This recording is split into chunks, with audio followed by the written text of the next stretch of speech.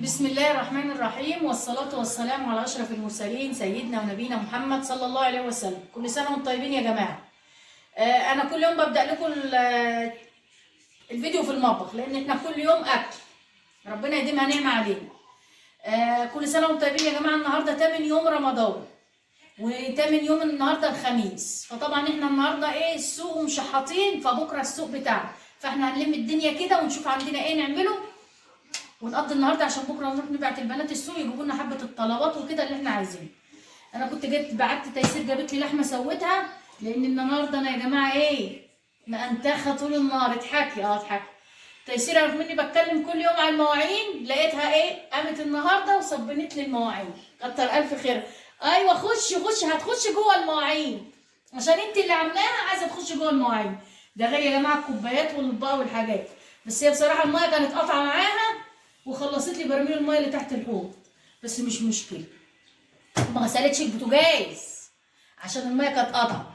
ما تجيبوهوش بقى، هو نضيف لان انا بعمله كل يوم مننا من على الوش، لكن غير الحمايه بتاعتي. قلت اخليه النهارده ابقى اعمله بكره ان شاء الله انا واظبط الدنيا كده. فاحنا النهارده هنبدا على طول. عندي فاصوليا، حبه فاصوليا كانوا في الفريزر، والله غسلتهم من التلج بس برضه مجمدين. بس يا جماعه الشحات لي نص البلد. لقيت سلفتي بتعمل فاصوليا، رحت قلت لها انا طمعت في دول، هم شويه صغيرين بس قلت لها اكمل بس الاكله بتاعتي. الشحات لي نص البلد. نعمل بقى؟ نجيب الفاصوليا، نجيب حله الاول. هوريكم بقى الفاصوليا دي بطريقه حماتي مش بطريقتي انا، لان انا لما كنت بعمل فاصوليا في بيت ابويا كنت بحدفها على التسبيكه على طول، لكن الطريقه دي طريقه حماتي وعجبتني بصراحه. فمن ساعتها وانا بقيت اعمل فاصوليا بالطريقه دي. بجيب معلقه سمنه حلوه كده. وانا عندي بقى التسبيكه في الفريزر، حبه توم،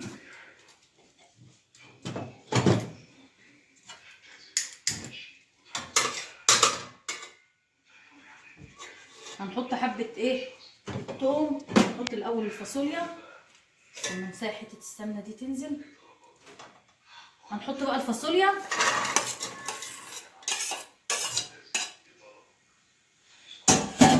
ونحط عليها حبه التوم. هنسيبها تتشوح بالتوم، وبعد كده هنبقى نحط لها بقيه حاجتها. معلقه سمنه وشويه توم حلوين هما.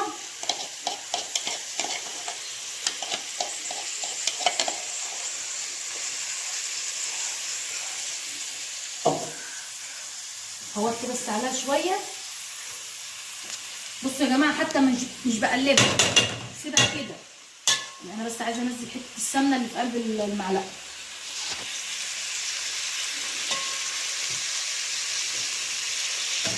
فين الغطا يا تيسير؟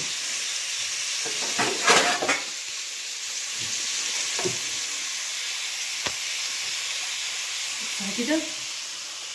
بصوا يا جماعه، بسيبها اغطيها واسيبها على نار هاديه تتشوح مع حته السمنه وفص الثوم وشويه التوابل. يعني تدقيهم زي طشه الملوخيه بالظبط كده. لو عندك كزبره ناشفه بتدقي الثوم بالكزبره الناشفه، وتسيبوهم بقى مع نفسهم بقى. الميه اللي بتنزل منها تشربها، وبعد كده احط لها الشوربه والتسبيكه بتاعتها. بتبقى ملهاش حل وريحتها جايبه اخر الدنيا. بصراحه ربنا انا ما كنتش بعملها كده في بيت ابويا، دي حماتي اللي بتعملها الله يديها الصحه، وانا بقيت اعملها هنا زيهم. يعني انا حبيتها وعملتها زي ما هما بيعملوها. بس هنحمر بقى حبه رز. طلع كيس فراوله، هنعمل عصير فراوله النهارده ونمشي اليوم كده النهارده ونقضيه عشان بكره ان شاء الله. بص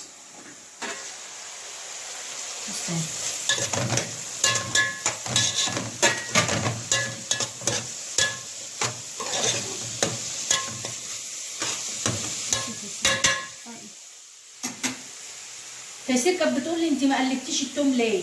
فانا بقول لها انا لو قلبنا التوم في الاول هيتحرق. قالت لي ده ستي كانت بتقول لي كده. قلت لها ايوه انا شفت ستك بتحط وما بتقلبش وبتسيبها. فهي دلوقتي يا جماعه اتشوحت اهي، وبسم الله يعني مش اللهم اني صايمه على الريحه، بس الريحه اللي طالعه منها. فهي كده هحط لها بقى حبه الصلصه بتاعهم اللي هي التسبيكه دي، احطها لها وبعدين احط شويه شوربه.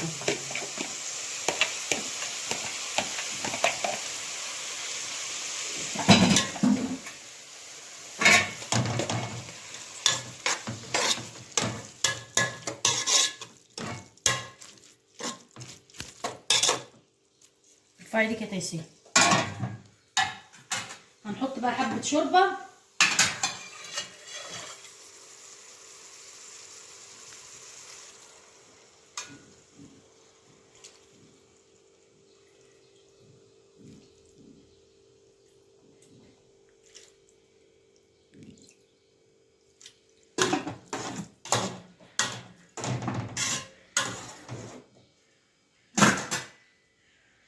هعلي عليها شويه واسيبها بقى مع نفسها. يعني هتاخد لها غلوتين كده، وبعدين انا هروح حاطه لها اللحمه واحمر حبه الرز. الحمد لله النهارده ما فاتش عندي اي اكل من امبارح، فانا حمدت ربنا، عشان بصراحه ربنا الواحد بيتضايق على الاكل اللي بيفيده وبيترمي، فحرام يعني. فقلت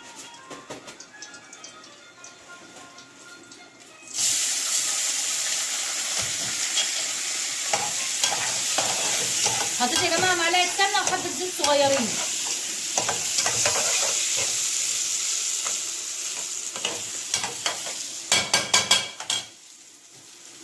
غطا الحله ده فين؟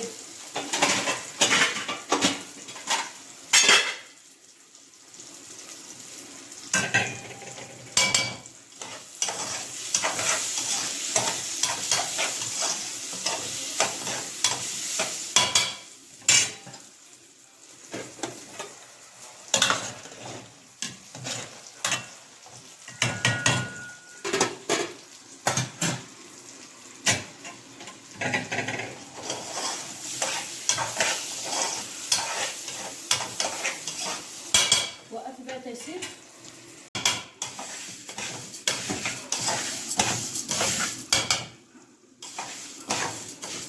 الرز احمر قوي، بس ايه تيسير اللي كانت بتقلبه، مش انا اللي كنت بقلبه. اضحكي بقى، بقول لها هو احمر، تقول لي لا لسه لا لسه. فانا بقلب لا والله بقلب الشعريه على السخونيه بتاعت الحله عشان الرز ما يحمرش تاني. الله يسامحك يا شيخه.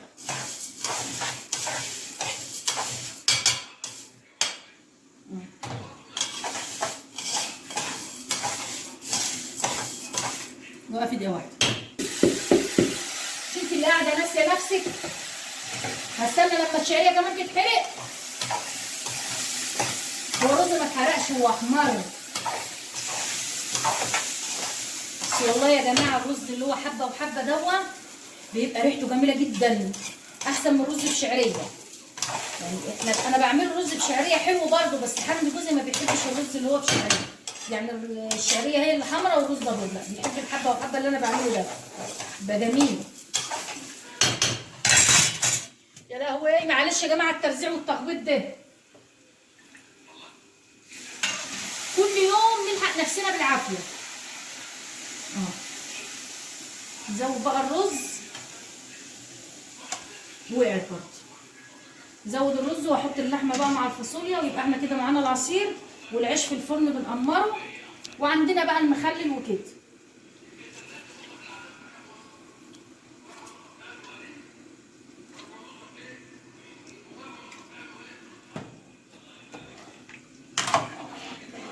اسكت عشان تاخد زياده.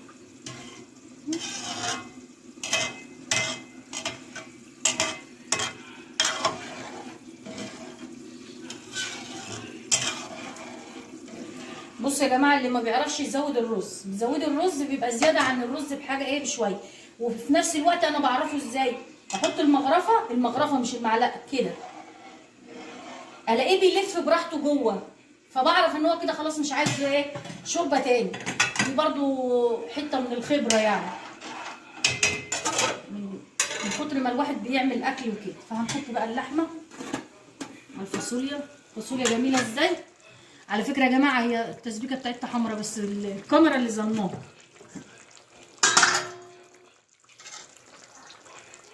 اللحمه على فكره تيسير ما خدتش سوا ربنا.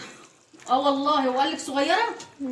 لا ما خدتش سوا بصراحه، ربنا يستر بس ما تكونش اتهرت.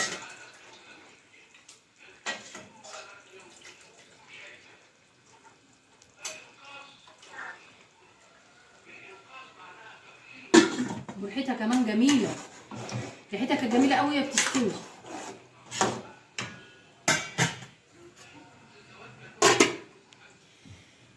الرز والاكل خلص، نشوف العيش.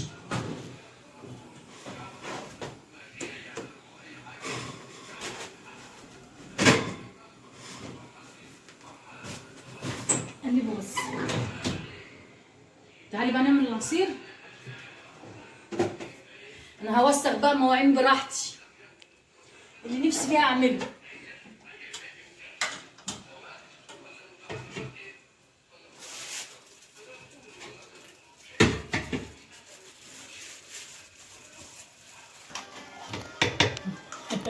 تشير بتقول لي موح العكوبايه بشويه ميه، ازازه الزبادي ب5 جنيه. بقت تعرف دلوقتي الزبادي غالي والزبادي رخيص. يا انا منك انتي، ده انا بقول لكم حرام على حاجه تقولي لي وايه يعني؟ جت على 2 جنيه. لما اقول لهم مثلا هاتوا حاجه من عنده فلان بيبيع ارخص، يعني هي جت على الجنيه؟ يعني هي جت على ال5 جنيه؟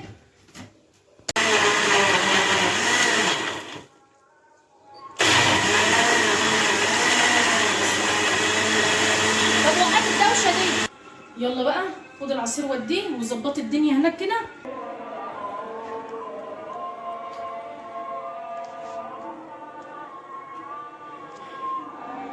المغرب بيأذن واحنا لسه ما فطرناش، وحمدي جاي في السكه. كل سنه وانتم طيبين ويعود علينا وعليكم الايام بخير. ده فطرنا النهارده فاصوليا خضراء ورز مخلل وسلطه والعيش. كل سنه وانتم طيبين ويعود علينا وعليكم الايام بالخير. ما تنسوناش في اللايك والاشتراك في القناه وتفعلوا زر الجرس عشان يوصلكم كل جديد. كل سنه وانتم طيبين، اشوفكم الفيديو الجاي.